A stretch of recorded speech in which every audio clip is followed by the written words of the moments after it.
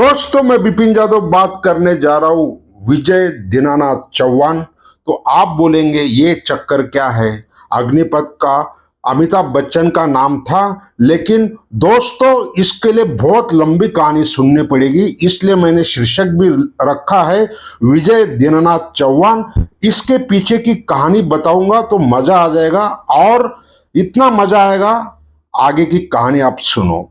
यह है 80s की जो मूवी आई थी दोस्ताना में, और दोस्ताना में अमिताभ बच्चन का नाम था विजय वर्मा, और करण जौहर यानी कि जो प्रोड्यूसर डायरेक्टर बहुत नाम है, उनके पिता ये जौहर जो है, उसी दौरान उनके दिमाग में ये आया था कि क्यों ना रखा जाए विजय दीनानाथ चौहान। लेकिन विजय वर्मा से उन्होंने ध्यान नहीं दिया।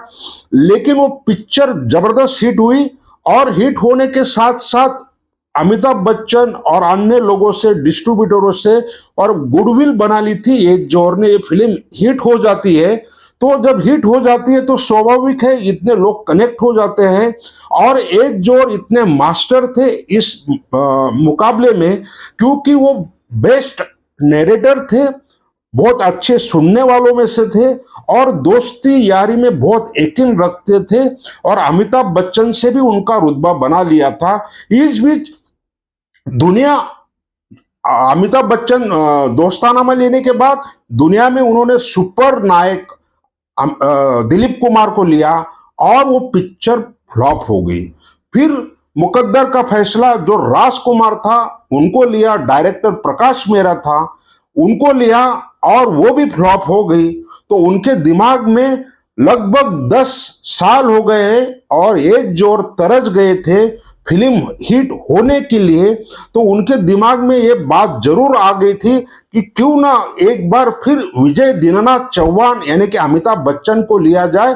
और उस जमाने के पावरफुल डायरेक्टरों के जो नाम आते हैं उसमें से मुकुल आनंद करके है, उन्होंने अमिताभ बच्चन के साथ बहुत 3-4 पिक्चरें बनाई, और सभी मतलब हिट हुई, कुछ सेमी हिट हुई और कुछ रिकवर किया, उनमें से अग्निपथ भी थी। तो जब ये अग्निपथ की तैयारी शुरू किया तो स्वाभाविक है मुकुल आनंद को डायरेक्टर लिया, और तो और इसलिए कि अमिताभ बच्चन के साथ पहले से रिलेशन थे, और मुकुल आनंद इतना पावरफुल उस जमा 90s में टैलेंटेड उभर के आया था। हर कोई अमिताभ बच्चन की लगभग सभी फिल्मों में वो थे, हम है, और बहुत अन्य मूवी का नाम मैं बता सकता हूं।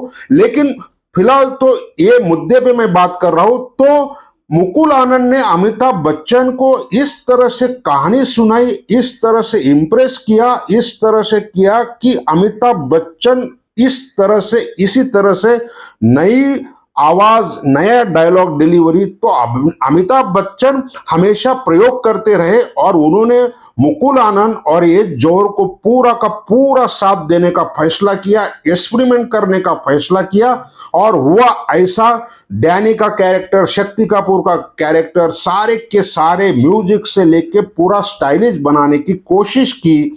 और कहीं भी जाओ, वेबसाइट में जाओ या गूगल में जाओ, ये फिल्म का जो बजट बताते थे 28 करोड़। भाई कौन सी दुनिया में 28 करोड़, उस टाइम पे कुछ नहीं था, इतना पैसा नहीं था। सिर्फ खुदा गवाह एक हाई प्रोफाइल फिल्म बनी थी अमिताभ बच्चन की, जो 5-6 करोड़ का बजट में बनी थी वो। तो अग्निपथ उस जमाने में बेस रेट था अमिताभ बच्चन का 75 लाख, और वो भी एज जोहर के साथ जब काम किया तो उन्होंने एज जोहर को बोल दिया, एज जी पैसे की बात ही नहीं है। तो ये फिल्म 3 करोड़ में बनी थी, और बेस प्राइस के साथ अगर देखा जाए बाकी अन्य का तो 3.5-4 करोड़ पकड़ लो, मैं ज्यादा बोलता हूं।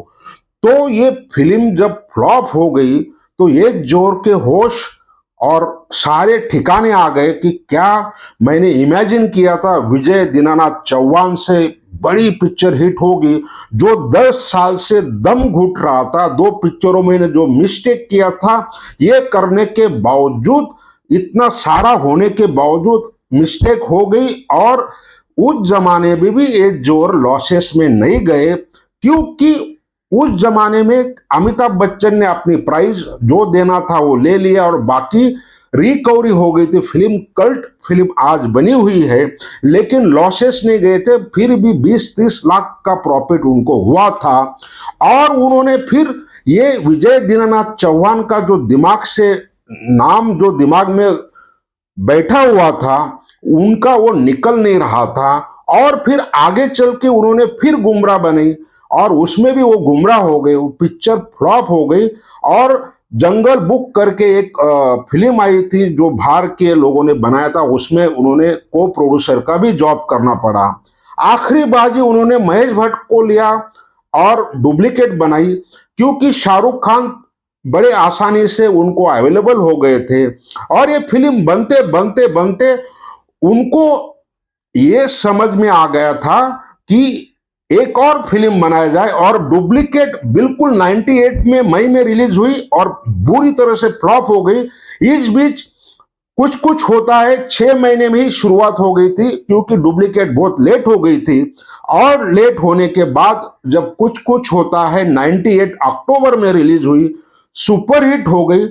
तब भी एज दौर के दिमाग में यह था कि वापस विजय दीनानाथ चौहान आए और फिल्म बनी, तो बाद में जाके अग्निपथ ऋतिक रोशन को ही लेना पड़ा और वही विजय दीनानाथ चौहान वापस आया। इस लंबी जर्नी में अप एंड डाउन कितना होता है, जिंदगी में यही होता है। अच्छे रिलेशन, गुड व्यवहार के साथ उन्होंने सारा काम किया, तब जाके यहां तक पहुंचे। और ये जोर को 18 साल संघर्ष करना पड़ा।